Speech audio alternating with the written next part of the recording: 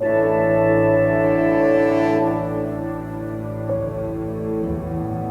sun brings energy and life to the world. Could it be a model for our future? Could we build our own sun here on Earth? Scientists are trying to do just that. But why?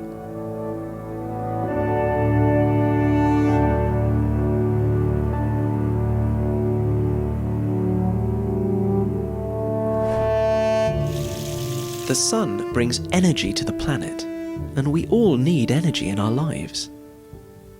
At the moment, we have several ways of producing energy, but they aren't all sustainable.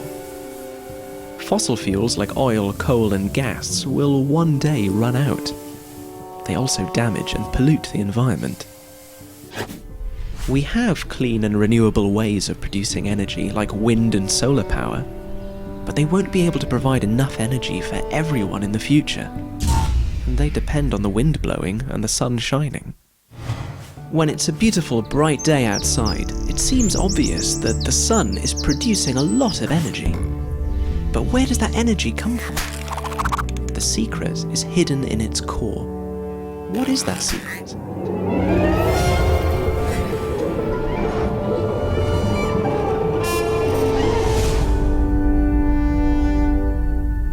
The sun is driven by a process called nuclear fusion, which releases vast amounts of energy.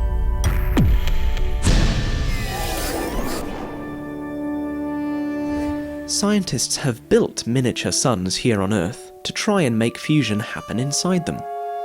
We can look inside the mini suns using cameras. This is a video of what happens inside a mini sun called MAST here in the UK. At the University of York, we video conference with scientists working on the mini suns at Culham in Oxfordshire and help run experiments on them. We analyse experimental and simulation data to see how well the mini suns are working and how we can improve them.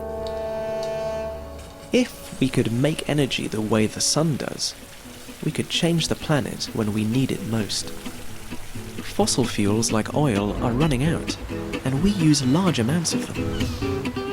But if we used our mini suns, we would only need small quantities of water to release huge amounts of energy.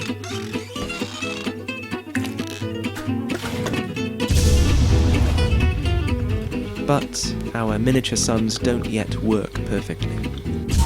Sometimes they burn out. One of the problems is that we don't yet have materials that can contain a really hot mini sun.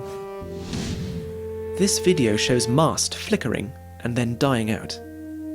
This melts the walls of our mini suns and we have to replace them. Scientists in the Fusion Doctoral Training Network, which includes the University of York, are working on ways of stopping the suns flickering so much, which would then protect the walls. We are also trying to find better materials to build them. In France, scientists are building the biggest mini sun ever, called ITER. This simulation shows what ITER will look like when it's built. It's so big that we need robots to help build it.